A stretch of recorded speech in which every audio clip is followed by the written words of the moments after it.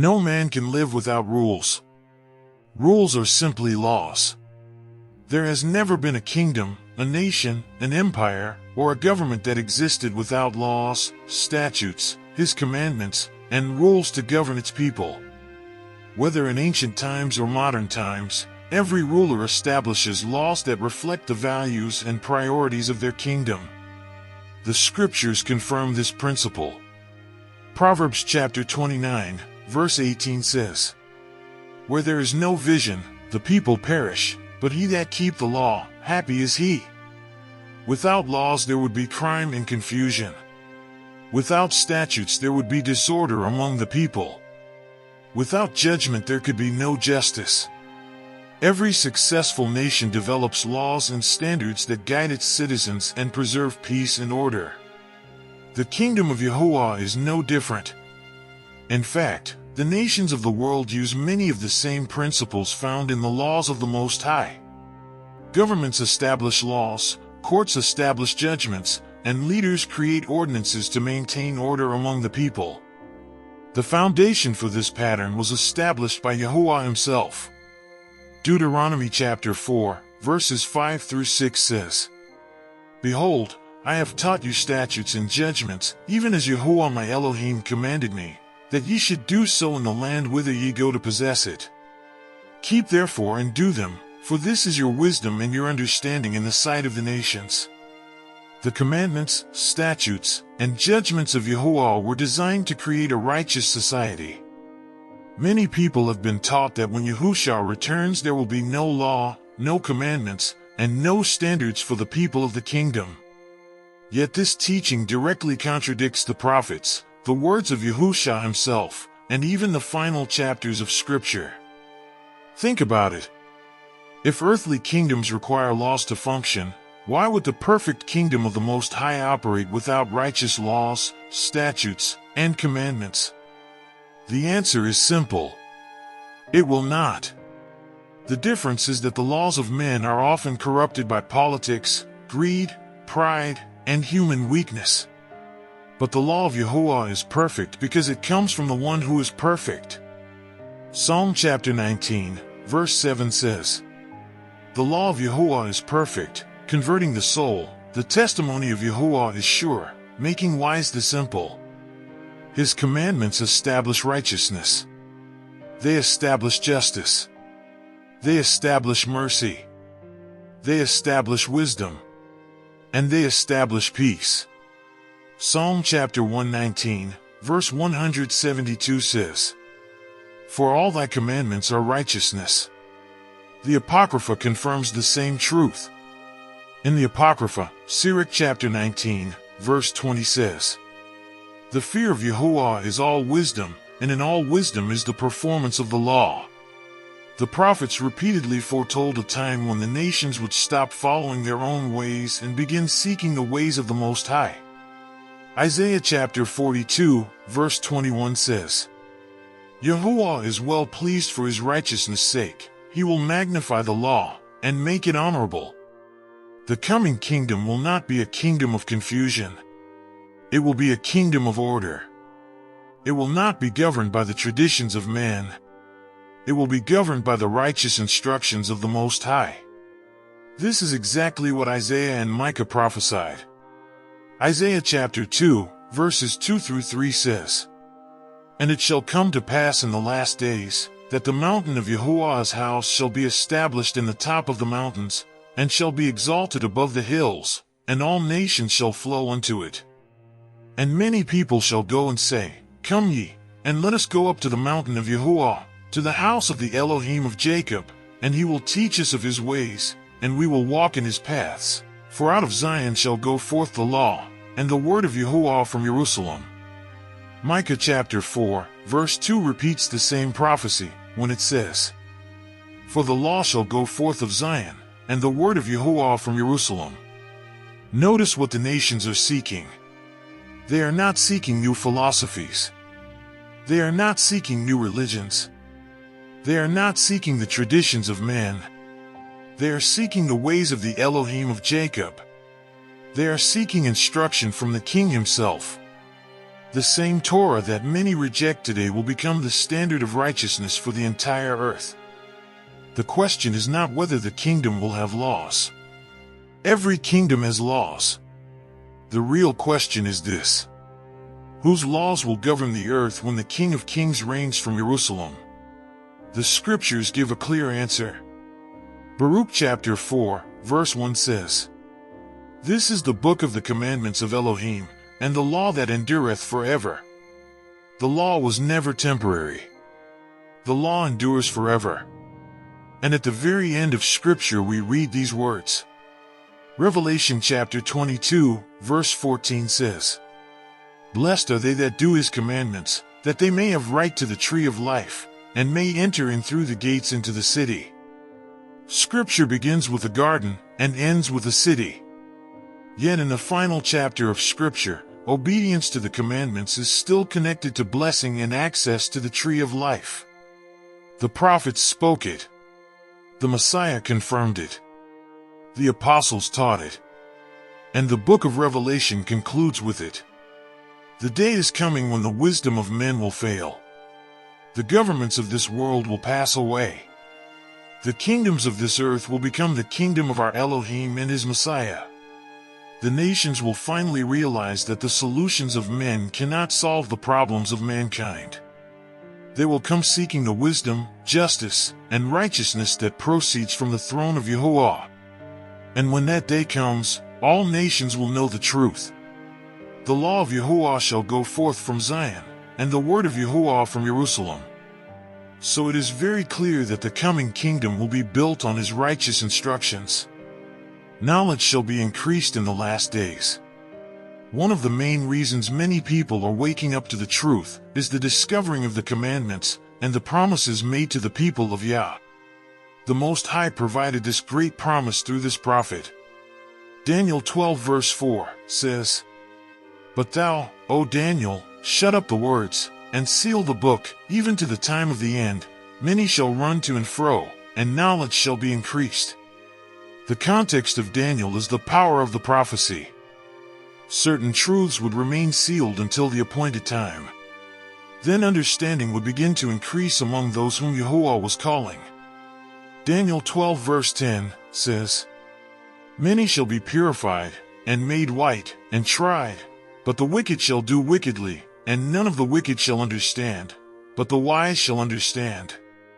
Not everyone can receive this understanding. The wicked remain blind, but the wise are given understanding. As the end approaches, the people of Yahuah are awakening from the four corners of the earth, and the promises concerning the kingdom. Isaiah 14 verse 1 says, "For Yahuah will have mercy on Jacob, and will yet choose Yasharel, and set them in their own land, and the strangers shall be joined with them, and they shall cleave to the house of Jacob." Many from the nations are also being drawn to the truth. They are cleaving to the people of Yahuah and learning his ways. Together they are preparing for the kingdom where the law will go forth from Zion. At the same time the wisdom of Edom shall perish. The prophets reveal that before the kingdom is fully established, the wisdom of the present world system will begin to fail. Obadiah 1 verse 8 says this, "Shall I not in that day, saith Yahuah, even destroy the wise men out of Edom, and understanding out of the mount of Esau?" Edom was known for wisdom, great counselors, and human understanding. Yet Yahuah declared that he would remove their wisdom. Human governments, human ideas, and wicked solutions cannot save mankind. The wisdom of Edom represents man's attempt to govern the world apart from the commandments of Yah. The nations have trusted in their own understanding and rejected the wisdom that comes from above. Proverbs 14 verse 12 says, "There is a way which seemeth right unto a man, but the end thereof are the ways of death." As the wisdom of the world fails, the wisdom of Yahuah is being revealed to his people. Isaiah 33 verse 6 says, "And wisdom and knowledge shall be the stability of thy times, and strength of salvation." The wisdom that will remain is not the wisdom of Edom, Babylon, or the nations. It is the wisdom that proceeds from Yahuah. This is why the nations will eventually come to Jerusalem seeking instruction from the king. So now we can see that the law endures forever. The Apocrypha confirms this in Baruch 4, verse 1, when it says, "This is the book of the commandments of Elohim, and the law that endureth forever. All they that keep it shall come to life, but such as leave it shall die." Baruch calls the Torah the law that endureth forever. This agrees with Isaiah and Micah. The prophets never foresaw the abolition of the law. They foresaw its worldwide teaching. Baruch 4, verse 2, says, "Turn thee, O Jacob, and take hold of it, walk in the presence of the light thereof." The Messiah did not abolish the law, period. Matthew 5 verse 17 tells us this. "Think not that I am come to destroy the law, or the prophets. I am not come to destroy, but to fulfill." Yahusha never taught rebellion against the commandments of his Father. He demonstrated perfect obedience and became the example of righteousness. Sirach 19, verse 20, it says, "The fear of Yahuah is all wisdom, and in all wisdom is the performance of the law." According to Sirach, true wisdom is found in obedience. And in Sirach 24, verse 23, it says, "All these things are the book of the covenant of the Most High Elohim, even the law which Moses commanded for an heritage unto the congregations of Jacob." The Torah is described as an inheritance given by Yahuah to his people. Jeremiah 31 verse 33 says this, "I will put my law in their inward parts, and write it in their hearts." And Ezekiel 36 verse 27 says, "And I will put my spirit within you, and cause you to walk in my statutes, and ye shall keep my judgments, and do them." Again in the Apocrypha, Wisdom of Solomon 6 verse 18 says, "And love is the keeping of her laws, and the giving heed unto her laws is the assurance of incorruption." The wisdom of Yah teaches that obedience which leads to righteousness and life. Zechariah 14 verse 16 says, "And it shall come to pass, that every one that is left of all the nations shall even go up from year to year to worship the King, Yahuah of hosts, and to keep the Feast of Tabernacles." This prophecy takes place after the return of Yahusha, the Messiah. The nations are still observing the appointed times of Yahuah and coming to Jerusalem to worship the King. Luke 1 verses 32 to 33 says, "And Yahuah Elohim shall give unto him the throne of his father David, and he shall reign over the house of Jacob forever." Jerusalem will become the center of the kingdom, and the law will go forth from Zion because the King himself will reign there. The result will be worldwide peace. Isaiah 2 verse 4 says, "And they shall beat their swords into plowshares, and their spears into pruning hooks. Nation shall not lift up sword against nation, neither shall they learn war any more." Peace will come when the nations learn the ways of the Most High. This testimony from Scripture confirms that the commandments remain connected to the kingdom. Revelation 22 verse 14 tells us, "Blessed are they that do his commandments, that they may have right to the tree of life, and may enter in through the gates into the city." Even after the judgment and the appearance of the New Jerusalem, obedience remains connected to blessing and access to the tree of life.